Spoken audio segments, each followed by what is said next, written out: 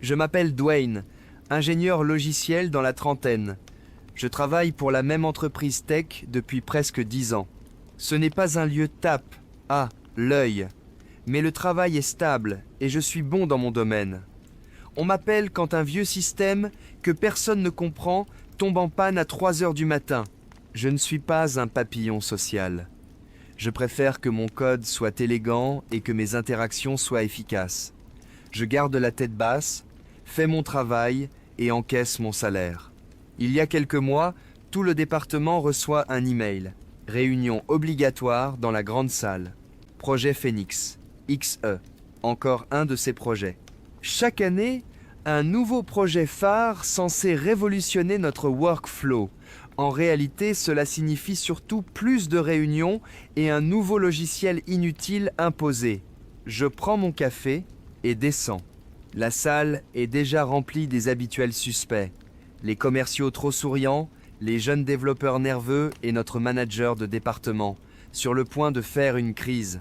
Classique type corporate, un homme nerveux et en sueur, qui est d'accord avec la dernière personne qui lui parle. Sa vraie compétence, refiler la responsabilité aux autres.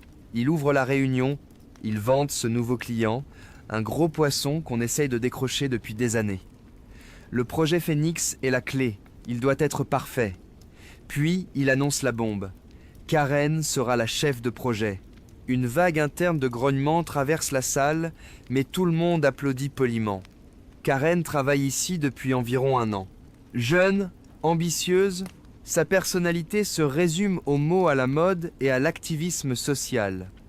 Chaque conversation avec elle revient à la patriarcat ou à l'oppression systémique. Elle avait même tenté de faire remplacer la machine à café du bureau sous prétexte que son design était intrinsèquement masculin. Personne ne savait ce que cela signifiait. Maintenant, elle était en charge. Parfait! Elle prend la parole avec un sourire radieux et commence sa présentation. Les 10 premières minutes n'ont rien à voir avec la technologie. C'est tout sur l'éthique du projet. Créer un espace numérique sûr et inclusif, déconstruire les hiérarchies traditionnelles de développement et bâtir un produit avec une âme. Je fixe l'écran, sirote mon café, en me demandant si je peux aller consulter mes mails. Quelques ingénieurs plus âgés regardent le plafond, probablement en train de compter les carreaux pour rester éveillés. Puis, elle aborde la partie technique, et mes alarmes internes se déclenchent. Tout son plan repose sur une nouvelle plateforme logicielle, Etherflow. Je n'en avais jamais entendu parler. Elle la décrit comme révolutionnaire, éthique et holistique. Les slides sont pleins de photos de personnes diverses, souriantes, avec des tablettes. Je sors mon ordinateur et cherche Etherflow. Le site est aussi mauvais que sa présentation. Buzzwords à gogo, promesses vagues. Je consulte la documentation développeur et trouve en moins de 5 minutes une faille critique, une limitation architecturale fondamentale. Le système utilise une méthode propriétaire étrange pour les requêtes de base de données incroyablement inefficace. Cela pourrait fonctionner pour un petit blog, mais notre client gère des millions de transactions par heure. Etherflow ne tiendrait pas. Il ne ralentirait pas. Il planterait et corromprait probablement les données. Karen termine son exposé, radieuse. Cette approche livrera un produit supérieur et reflètera nos valeurs progressistes. Elle demande s'il y a des questions, attendant des compliments, silence. Personne ne veut marcher sur cette mine. Je soupire. Je n'ai pas envie de le faire, mais si le projet échoue, ce sera un cauchemar pour tout le monde, surtout pour mon équipe qui devra nettoyer le désastre. Je lève la main. Tous les yeux se tournent vers moi. Son sourire se resserre légèrement. Oui, Dwayne? Je garde la voix calme et neutre, juste les faits. J'explique que le système de requête n'est pas conçu pour un volume élevé, que la charge moyenne du client créerait un goulot d'étranglement et que sous charge maximale, le système tomberait en cascade. Pas de dramatique, juste un constat technique. Son sourire disparaît. La température de la pièce chute d'une vingtaine de degrés. Elle me regarde, yeux plissés. « Merci, Dwayne, j'apprécie ton point de vue. » Elle parle comme à un enfant qui proposerait de construire un serveur en Lego, en insinuant que je ne comprends pas l'approche agile d'Etherflow, une méthode plus fluide et moins brute, une façon plus féminine de penser. Je reste calme, je répète. Ce n'est pas une philosophie, c'est des maths. La plateforme ne peut pas gérer les transactions requises. Je propose une alternative. Framework X, stable, évolutif, déjà connu de l'équipe. C'est là que le switch se déclenche. Son visage devient rouge de colère. Elle s'avance vers moi. Dès qu'une femme est nommée à un poste, il y a toujours un homme qui doit lui expliquer comment ça fonctionne. Elle appelle ça du mansplaining, affirmant que je n'ai même pas considéré sa proposition. Mon cerveau s'arrête un instant. Je n'ai rien dit de personnel, je signalais un problème technique qui coûterait des millions. Elle se tourne vers le manager, qui transpire et regarde ses chaussures. Elle accuse de comportement toxique et moi de sabotage de son autorité dès mon premier jour. Le manager panique et choisit la solution de facilité. Calmer le jeu et me rappeler qu'il faut soutenir la vision de Karen, que la positivité est essentielle. Je la fixe. La positivité n'empêche pas un serveur de planter. Tous mes collègues évitent mon regard, conscients que j'ai raison, mais personne ne bouge. Je me sens complètement isolé. Je regarde Karen, triomphante. Je ne discute pas. Je hoche lentement la tête. Compris, c'est tout ce que je dis. Je ferme mon ordinateur et reste silencieux le reste de la réunion. J'ai fait mon devoir. J'ai tiré l'alarme. Ils l'ont ignoré. La réunion se termine. Les gens sortent rapidement, m'évitant comme la peste. Je retourne à mon bureau. L'esprit calme, froidement déterminé. J'ouvre mon client mail et rédige un message sec et factuel à mon manager, sans cesser. Sujet, projet Phoenix, suivi, évaluation des risques. Je documente officiellement mes inquiétudes sur Etherflow, ses limites critiques face aux charges du client et joins mes annotations. Je recommande Framework X comme solution fiable et précise que je me dégage de toute responsabilité en cas de maintien du plan actuel. J'envoie le mail. Le petit bruit de l'envoi est le plus satisfaisant de la journée. Maintenant, j'ai tout fait. La balle est dans leur camp. Les semaines suivantes sont irréelles. Le projet démarre, et il devient immédiatement clair que Karen n'a aucune idée de comment gérer une équipe technique. Nos réunions quotidiennes sont remplacées par des cercles d'expression émotionnelle. Il faut s'asseoir en cercle et partager à tour de rôle ses sentiments sur l'énergie du projet. Les ingénieurs seniors marmonnent quelque chose du genre « je me sens productif » et fixent le sol jusqu'à la fin. Karen passe la moitié de chaque réunion à parler de déconstruire les habitudes patriarcales du code. Elle interdit les termes « master »,« slave » pour les bases de données et insiste pour nommer nos serveurs d'après des poètes féminines. On passe un après-midi entier à débattre si le serveur principal s'appelle PLA ou Dickinson. Pendant ce temps, le travail réel s'effondre. Les juniors, pourtant motivés, sont perdus. Etherflow est instable, mal documenté. Ils viennent me demander de l'aide discrètement quand Karen ne regarde pas. Je leur montre des solutions temporaires pour les problèmes simples, mais je ne touche pas à l'architecture centrale. Mon rôle officiel sur le projet est réduit. Documentation et support des systèmes existants. C'est classique pour écarter quelqu'un.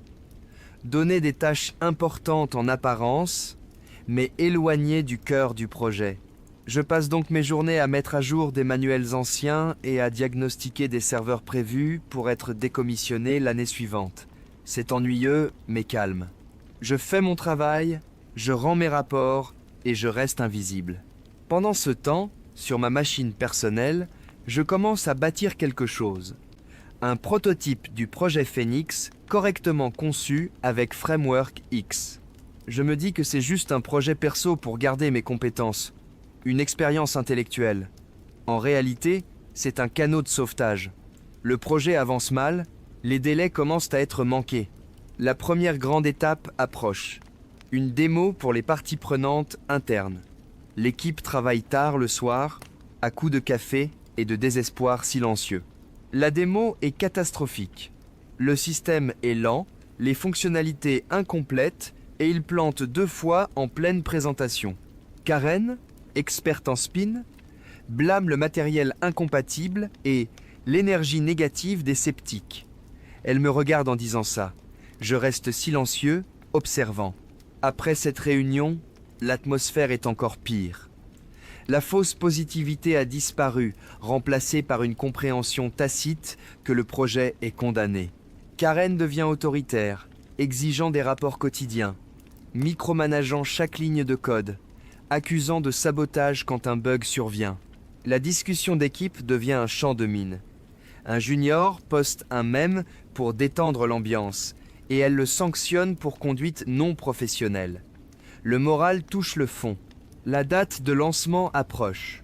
L'ambiance passe de l'anxiété à la fureur silencieuse. Tout le monde sait que ce sera un désastre, même si personne ne l'exprime à voix haute. Karen vit dans sa bulle idéologique. Chaque problème technique est, selon elle, le signe d'une résistance patriarcale de l'équipe.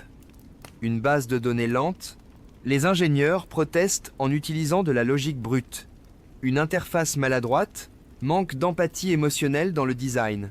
Le manager a disparu, travaillant de plus en plus depuis chez lui, se contentant de phrases creuses en visioconférence avant de disparaître. Arrive la semaine du lancement. Le client est une multinationale et l'événement de mise en production est majeur. Notre CEO et plusieurs dirigeants vont assister au déploiement final en visioconférence. La veille, le bureau est un désert, à l'exception de l'équipe Phoenix. Tous sont rivés à leurs écrans, tentant de colmater un navire en perdition. Je reste tard, pas pour les aider, mais pour finaliser mon propre projet. Une version complète de Phoenix sur Framework X. Elle est propre, efficace, stable. Les simulations de charge maximale passent sans problème. Je sauvegarde, pousse le build dans un dépôt privé et rentre chez moi. Je dors sereinement. Le lendemain matin, je vais directement à la salle de réunion principale, la salle de guerre, pour le lancement. L'air est chargé de tension. Karen arpente la pièce, une tasse Meltyr à la main. L'équipe s'active sur des vérifications inutiles. Je m'assois dans un coin et ouvre mon ordinateur pour traiter d'anciens tickets de support. Le grand écran affiche un compte à rebours. À 10 heures précises, la visioconférence démarre avec le client et nos dirigeants. Notre CEO, le CIO du client et plusieurs autres en costume apparaissent. Le manager intervient de chez lui avec une introduction faible et hésitante, puis cède la parole à Karen. Elle sourit largement, presque douloureusement.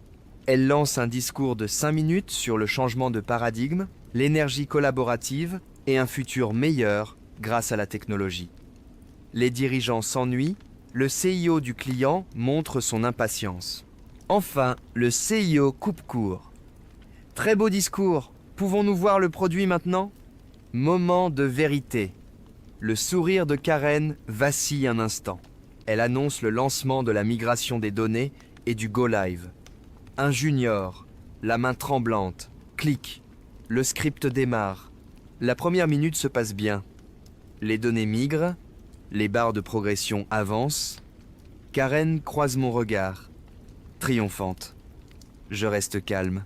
Puis ça se produit. Un message rouge apparaît. Connexion à la base de données expirée. Puis un autre, puis un autre. Les barres de progression se figent, rouges. Le CIO du client se penche vers sa caméra. Quel est le problème ? Karen pâlit. Un léger souci réseau, nous reroutons. Ce n'était pas un souci, c'était un cri de mort. Etherflow s'effondre sous le flux de données en temps réel. Le tableau de bord principal devient un défilement incompréhensible de codes d'erreur. Défaillance en cascade. Le junior au clavier semble prêt à vomir. « J'ai perdu le contrôle, ça ne répond plus. » Le CIO du client n'est plus poli. « Que se passe-t-il » Les gens crient, frappent furieusement sur les claviers, mais il est trop tard. Le projet est mort, planté, et une partie des données live du client est perdue. Le CEO, d'ordinaire impassible, est froid de rage. La réunion est terminée, dans mon bureau. Il raccroche. Les autres dirigeants suivent. La salle est silencieuse, à l'exception du bruit des serveurs et de quelqu'un qui pleure doucement. Karen reste figée devant l'écran rouge. 1 heure plus tard, la réunion post-mortem a lieu dans le bureau du CEO, Arthur, que je n'avais vu qu'une seule fois. Arthur, fin soixantaine, ingénieur de formation et fondateur de l'entreprise, assis derrière son énorme bureau en chêne, commence d'une voix calme et contrôlée. Nous avons perdu notre plus gros client depuis 10 ans. Pénalité financière, réputation en ruine. Je veux une réponse simple. Comment cela a-t-il pu arriver? Le manager transpire et commence à parler de complexité et de difficultés techniques. Arthur le coupe du regard. Puis il se tourne vers Karen, visiblement secouée. « Sabotage !» murmure-t-elle. Arthur hausse un sourcil. « C'est grave. Vous avez des preuves ?» Elle balbutie que non, mais accuse la résistance de l'équipe. Arthur l'interrompt, implacable. Puis il me regarde. « Dwayne, tu es ici depuis 10 ans, notre meilleur architecte système. Tu étais sur ce projet, et tu es resté silencieux. Dis-moi ce qui s'est passé. » Je croise son regard. Ce n'est pas un sabotage. C'est un échec prévisible et évitable. Karen et le manager sont sous le choc. J'explique que j'avais identifié la faille critique dès le kick-off, 3 mois plus tôt, et que j'avais alerté le chef de projet et le manager. Quand mon évaluation technique a été ignorée, j'ai envoyé un email formel avec mes recommandations pour Framework X. Je montre le mail sur mon téléphone à Arthur, il le lit 2 fois, silence absolu. Sa voix est glaciale. Vous avez été averti par écrit avec détails techniques, et vous avez ignoré l'avertissement. Il se lève. Karen, ton leadership a coûté des millions à cette entreprise. Tu es licenciée. Effective. Immédiatement. Karen reste sans voix. Puis le manager. Et vous? Vous n'êtes pas un leader, mais une responsabilité. Vous avez échoué par peur d'une conversation difficile. Vous êtes rétrogradé, sous le lead du support. Tous 2 sont escortés dehors. Je reste seul avec le CEO. Il soupire. Dwayne, le client est perdu. Le projet un désastre. Que faisons-nous? Je prends une grande respiration. Le projet n'est pas perdu. Depuis 3 mois, je développe une version parallèle sur Framework X, fonctionnelle et testée sous charge maximale. Elle répond à toutes les spécifications du client. Arthur me regarde, et pour la première fois, une lueur d'espoir apparaît dans ses yeux. Sérieusement? Oui, c'est prêt à être déployé. Après une minute de silence, il conclut. Tu es en charge. Prends l'équipe que tu veux. Budget illimité. Récupérons ce client. Si tu réussis, la prime sera énorme. Je hoche la tête. La semaine suivante est un tourbillon. Je prends le bureau de Karen et constitue une petite équipe compétente composée des meilleurs ingénieurs, ceux qui avaient été mis à l'écart avec moi. Nous travaillons sans relâche, je contacte directement le CIO du client, pas de discours commercial, je lui fais une démo en direct. Je lui montre les logs de mes tests de charge, je lui explique l'architecture. Il est sceptique au début, mais c'est un ingénieur. Il reconnaît le travail de qualité quand il le voit. Nous avons droit à une seconde chance. Une seule. Le vendredi suivant, nous déployons ma version du projet. Tout se passe parfaitement. Rapide, stable, impeccable. Le client est satisfait. Le CEO est ravi. La vie au bureau change du tout au tout. Je suis promu directeur de l'ingénierie. Mon équipe reçoit de grosses augmentations et des primes. L'atmosphère passe du toxique à la productivité et au professionnalisme. Nous nous concentrons sur les résultats, pas sur l'idéologie. 1 mois après le lancement, je pars tard du bureau et traverse le parking presque vide. Je vois quelqu'un près de l'entrée, Karen. Elle est venue récupérer son dernier chèque. Pour un instant, j'imagine qu'elle va me crier dessus, mais elle baisse les yeux. « Tu avais raison », murmure-t-elle. « J'aurais dû t'écouter. » Je m'arrête et la regarde. Il n'y a pas de satisfaction ou de sentiment de victoire. Juste de la tristesse. Fais simplement du bon travail, dis-je. C'est tout ce qui compte au final. Je remonte dans ma voiture et rentre chez moi. Je ne la reverrai jamais.